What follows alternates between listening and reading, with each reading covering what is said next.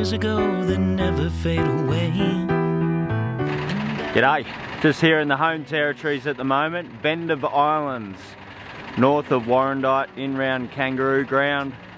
There's a cycling track I did here one time on the gravel bike not so long ago, and a paddock just behind me in the pre-dawn darkness, where the most beautiful English oak tree grows alone, standing alone, in amongst the juxtaposition of the Australian native bush. It's got the most beautiful canopy, and when I spied it riding along on this gravel bike, along this little sheep trail in the paddock, I thought to myself, my goodness, what a magnificent specimen that is. Looking forward to showing you this one. Let's stumble through the darkness. Like a quiet dream, the shadows of that time are cast beneath the streetlight beam as the world moves on. Look at that bugger. Can't wait to get beneath its branches. Such a lovely, idyllic shape. As the days move along, you can remember their song. First entry under the canopy of the English oak.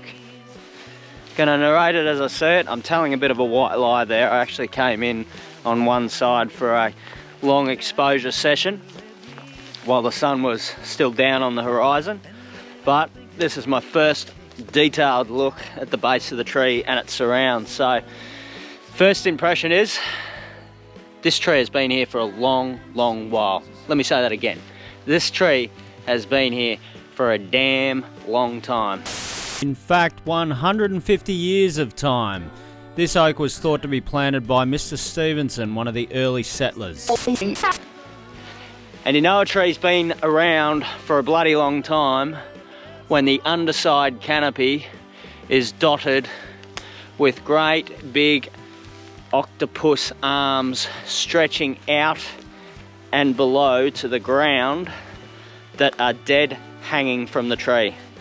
The other thing I like about this situation is it says to me the presence of these dead branches like this one shows that it's not visited all that much. You can imagine if there were throngs of people coming to this location, that branches like this one over my shoulder would be snapped off from people clambering all over it. Now there are a few snapped branches as you would expect, but I imagine that's more due to the passage of time, wind, rain, storm, weather exposure. Just such an idyllic setting. I really can't wait to come back here and celebrate an occasion with family and friends. That is definitely on the radar for this tree. It's just incredible how far and wide this canopy stretches out. It's on a leeward slope leading down to this most magnificent of gullies. You definitely get the sense like there was a dwelling here of some sort, a little homestead. There's on the outskirts of the oak's canopy here, there's a few other deciduous trees that are clearly foreign to the area. There's also, where I left the bike by the rushes over there, evidence of brickwork and a bit of an old pathway that leads in under this tree, and a few sheets of old galvanised iron laying about as well. Yeah, amazingly pretty little gully this. Stands of stringy bark trees on the far bank. Wattle brush down low. And tufts of grass heaps everywhere you look. And then you look back up on the hill and you just have this web of oak branches and leaves spreading from, I want to say this has an arc of about 32 to 35 metres. To be precise, it's 35.3 metres, the second largest in the significant tree register. It feels like the canopy extends as far vertical as it does horizontal. which is really saying something about the horizontal spread of the tree. It does make you wonder about the root ball mass sitting beneath the tree. They always say that the root ball tends to be a mirror reflection of the canopy. So I can only imagine that this soil structure is bound together quite tightly by a web of oak roots that extend right beneath this very extensive canopy.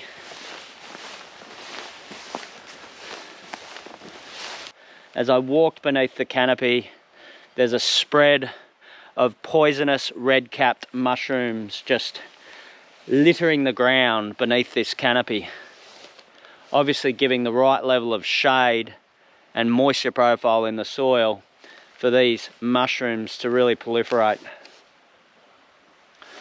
Not something to go home and party on, as recent events would indicate, with a couple passing away unfortunately, and certainly not something you would want to go around and have as mushroom soup with a rally you've recently quarrelled with. You know what I'm saying, Gippsland people? These mushrooms really add that kind of fantastical feel to this tree. Morning fog around, these little red caps. My goodness, you'd almost expect to see a bunch of green fairies dancing in the pre-dawn light around the tree trunk.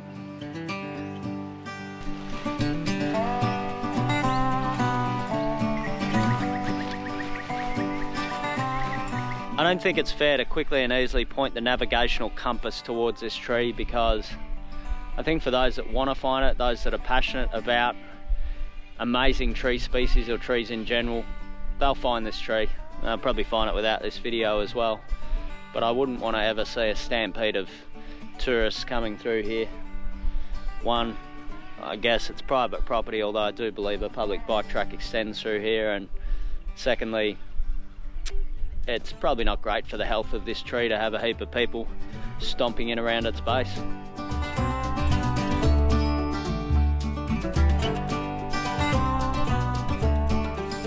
While we go to the outro, it's fair to say finding an English oak in Australia isn't exactly a double rainbow event, but this particular specimen on the fringe of farmland and native bush is one that is unusual for the difficult circumstances it grows in. It certainly had the genes in the acorn.